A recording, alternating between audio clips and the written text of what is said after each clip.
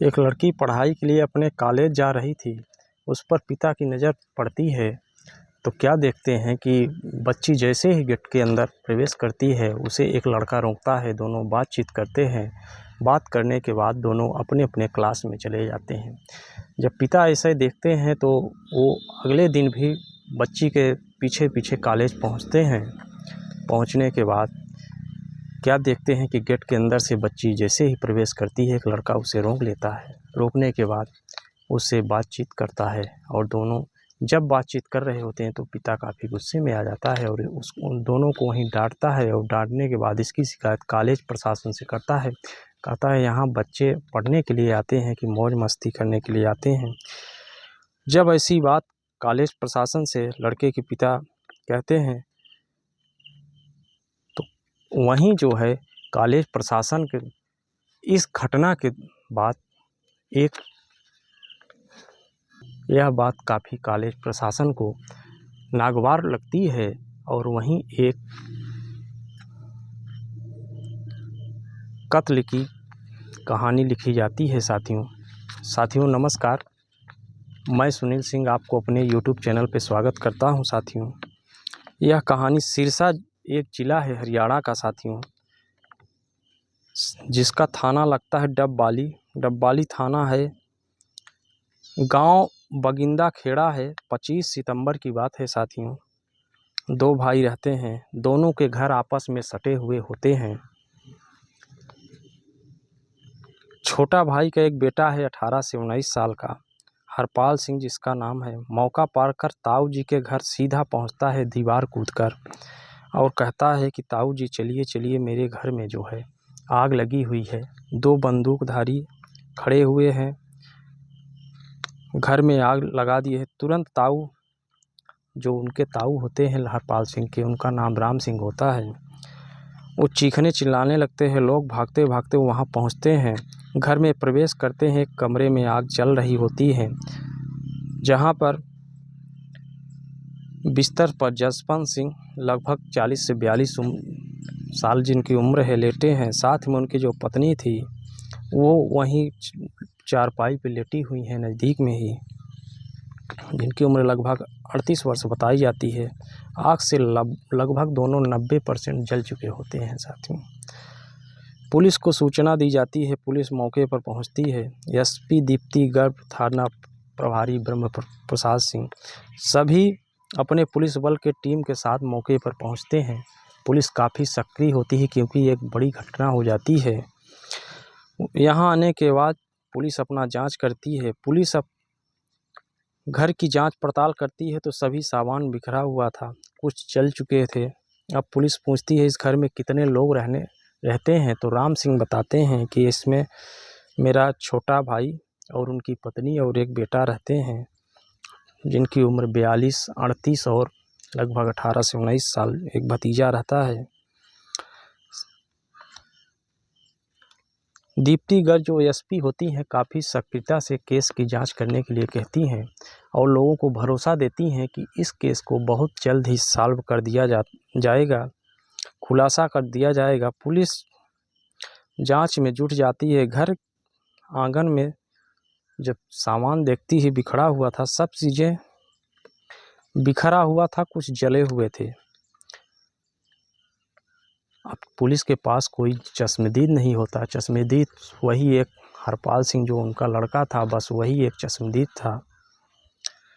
19 साल के आसपास जिसकी उम्र होती है। पूछताछ की जाती है। लड़का बताता है मैंने देखा कि दो बंदूकधारी घर में घुसते हैं। जैसे ही मेरी आँख खुलती है मैं भाग कर ताऊ जी को जगाने चला जाता हूँ। मैंने सिर्फ इतना ही देखा कि घर में वो आग लगी हुई थी। घर में जो गहने थे वो भी बिखरे हुए थे, लेकिन कुछ गए नहीं होते। पुलिस को कुछ शक होता है। जांच की सुइयां दूसरे तरफ घूमती हैं। ये बात खटकती है पुलिस को कि अगर चोर आए होते तो सामान ऐसे बिखरा ना होता, कुछ ना कुछ लेकर जरूर जाते। पैसे जेवरात सब पुलिस को वहीं पड़ा मिलता है। पुलिस को अब दाल में कुछ काला सा समझ में आता है। बात कुछ और। पुलिस अब उस लड़के से अपने तरीके से दबाव बनाकर पूछताछ की जाती है। पुलिस कहती है जब तुम्हारे माता पिता जल रहे थे चीखे चिल्लाए क्यों नहीं। जाहिर सी बात है, अगर जीवित होते तो वो आवाज़ करते, अगर वहाँ आग लगी होती उसकी ताप लगती, कुछ बोलते। जब कड़ाई से पुलिस पूछती है तब लड़का बताता है कि 1 साल से मैं एक लड़की से प्रेम करता हूँ। लड़की के पिता ने हम दोनों को एक साथ देख लिया था और यह बात कॉलेज प्रशासन से शिकायत कर दी जाती है। कॉलेज प्रशासन, जो कॉलेज था गुरु नानक कॉलेज, लड़का वहीं प्रथम ईयर का छात्र था साथियों। उसे छात्र को एक लड़की से प्यार हो जाता है। कॉलेज प्रशासन लड़के के पिता को बुलाता है जब, तो उससे सारी घटना बताई जाती है। लड़के के पिता काफ़ी नाखुश होते हैं बेटे के इस क्रियाकलाप से। पिता घर जाते हैं, सबसे पहले बेटे का फ़ोन ले लिया जाता है।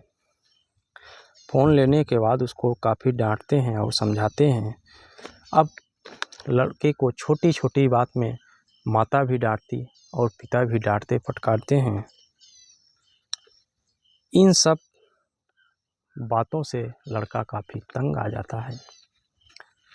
उनका टोकना उसको काफ़ी बुरा लगता है, तो अपने माता पिता को ज़िंदगी से ही अब इस टोकने को बंद करने के लिए उनको ज़िंदगी को सुलाने की व्यवस्था करने लगता है। तमाम प्लानिंग करता है। उनको नशे की गोलियां, साथियों 24 सितंबर के रात को लस्सी के साथ उनको नींद की गोलियां दे दी जाती है। शाम को सोते वक्त लगभग 1:30 बजे के आसपास का समय होता है। माँ के पास जाता है, उन्हें जगाने का प्रयास करता है। जब देखता है कि माँ एकदम निश्चिंत सोई हुई है, माँ ही अक्सर बेटा को टोका करती थी, तो अपनी माँ को सबसे पहले एक राड से वार करके मौत की नींद सुला देता है। इसके बाद पिता के पास जाता है, उनको भी राड से प्रहार करके मौत की नींद सुला देता है। फिर कपड़े, उनके जो वहाँ कपड़े होते हैं, कपड़ों को उनके ऊपर फेंक कर आग लगा देता है। आग लगाने के बाद वो जब लगभग सामान बिखारने लगता है, जब लगभग 50% जल जाते हैं, तो वो अपने दादाजी के पास, ताऊ जी के घर जाता है और उनको सारी सूचनाएं देता है कि ऐसे ऐसे मेरे घर में हुआ है, चोर डाकू घुस आए हैं। अब हल्ला मचाने लगता है। जिस माता पिता ने बच्चे की परवरिश के लिए कोई कसर न छोड़ा हो, उसको सपने उसके संवारने के लिए रात दिन एक कर दिया है। बेटे को कोई कष्ट ना हो, माता पिता हर कष्ट को झेल रहे होते हैं, उसके लिए रात दिन काम करते हैं। आज वही पिता, बच्चा जो है अपने पिता के इस कष्ट को नहीं देख पाया और 6 महीना से या साल भर से कहें, एक लड़की के प्यार के चक्कर में अपने खुद के माता पिता को इस दुनिया से ही विदा कर देता है। साथियों एक निवेदन है, थोड़ा सा वीडियो को लाइक और सब्सक्राइब कर दीजिएगा। नमस्कार।